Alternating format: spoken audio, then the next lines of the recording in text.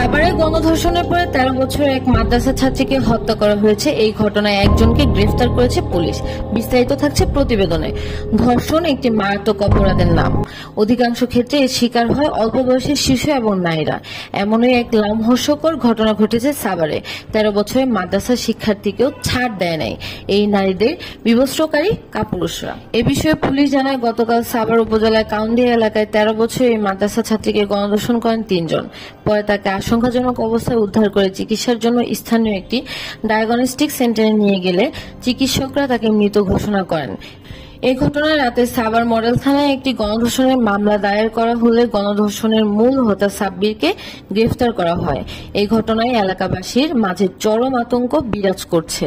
এ বিষয়ে সাভারের কাউন্দিয়া পুলিশ ফাঁড়ির ইনচার্জ এসআই কাজী আব্দুর রহিম বলেন, মামলার অন্য 2 জনকে আটকের অভিযান চলছে।